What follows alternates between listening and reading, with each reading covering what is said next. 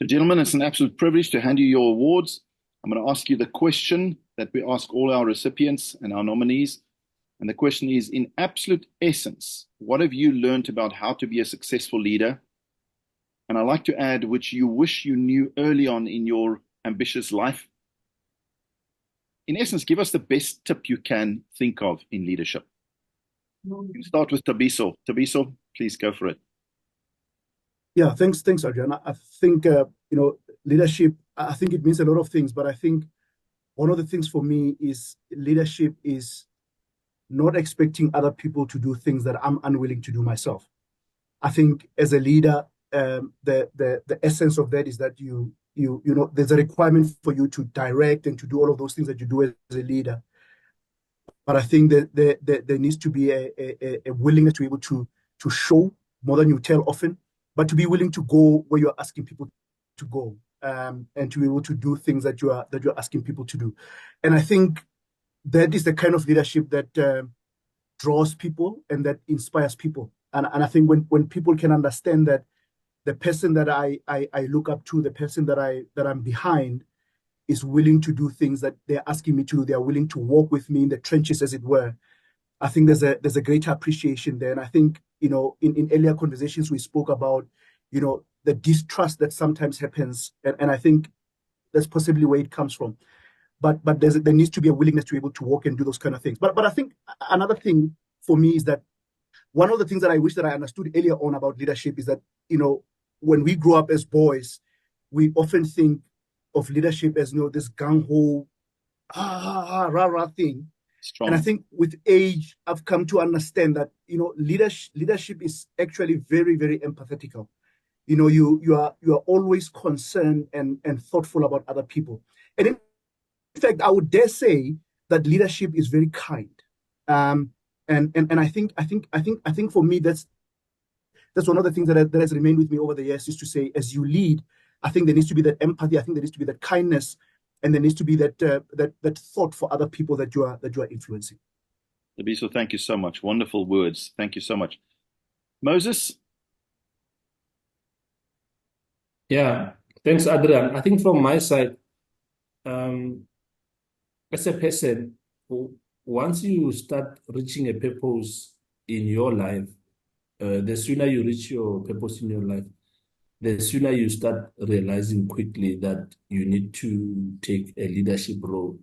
So I think there's something that I've learned in my life, that I need to lead my kids. I need my kids to be different citizenship.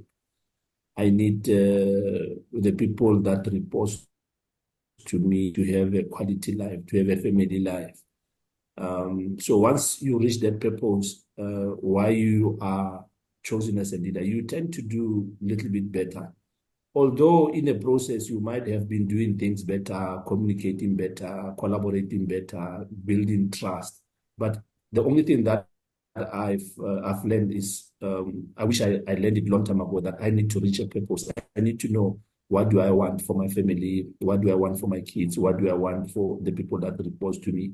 And how do I want to achieve it? Once I get to that point, I tend to lead naturally. So the sooner somebody can get to that point, the better.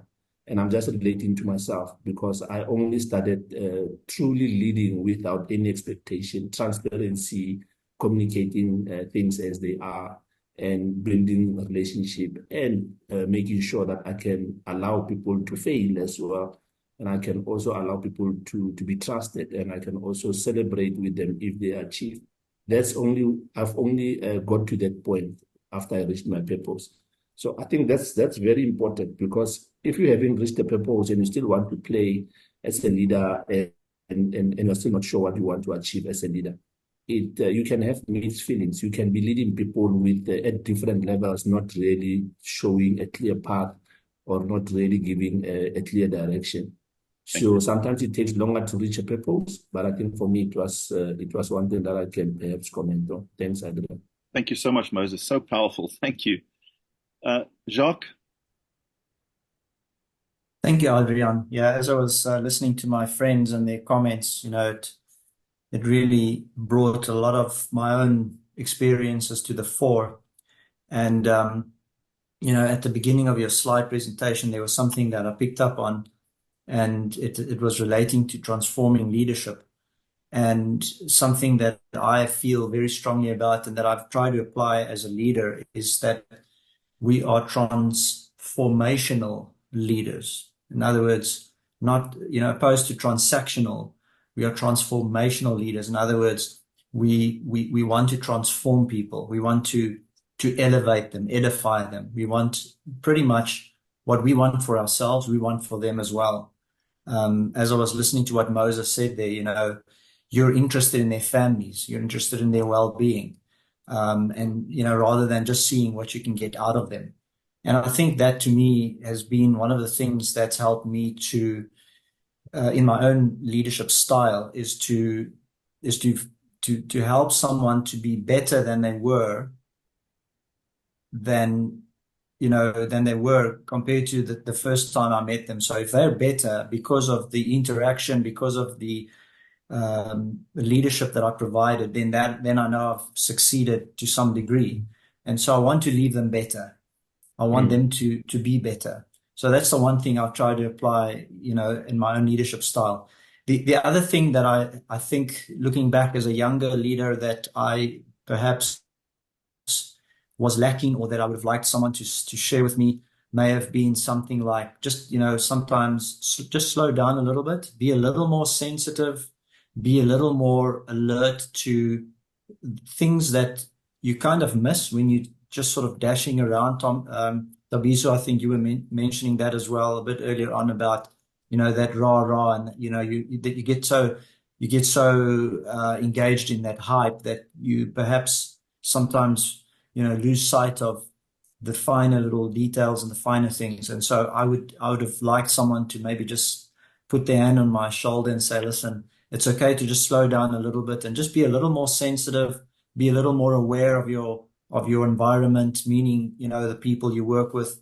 And that way, obviously, you'll be aware of more opportunities, and perhaps even little things that a leader can help with and get involved with. And then I think, just in conclusion, I would say that, to summarize my leadership, I think also, I can't leave this out, but I think, to me, leadership is how you lead when no one is watching. And I think that, that relates directly to integrity. We're not always with someone when we're leading. We're making decisions behind closed doors. We're making decisions in our minds. So we're caught up in our own thoughts.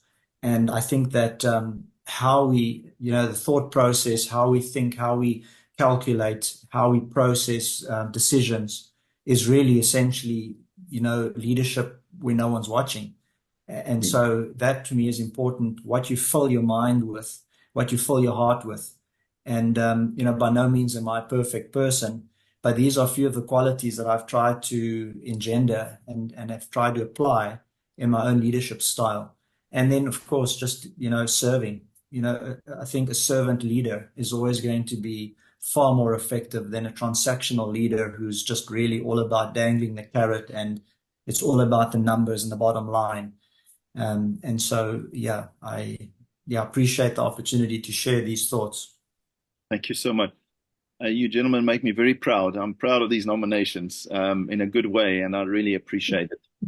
I really appreciate it. Let me stop. John, can I just pick up on a thought there before? Yes. As I was listening to Jacques speak, he spoke about transformation and he spoke about transaction.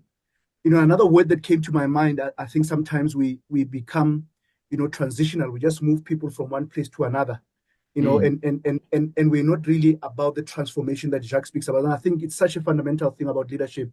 He spoke about making somebody better following their interaction with them. And I think that's what it means. I think that's what transformation is about. When somebody can leave an interaction with you feeling better, but also feeling that they can do more, that maybe tapping into themselves and realizing there's so much more that I can do. And I think that's when transformation happens, and not just some of the stuff that we look at sometimes where we're just transitioning and transactional, but that real transformation comes when you hit the essence. And it's a difficult thing to fake. right? It's a very difficult thing to try and worm your way around. It's a very it has to be genuine in order for it to be transformational, I think. And I really love that thought that Jacques shared. Thank you, gents. I know we can talk all day. It's so exciting, and I appreciate your thoughts. I can't wait to share it.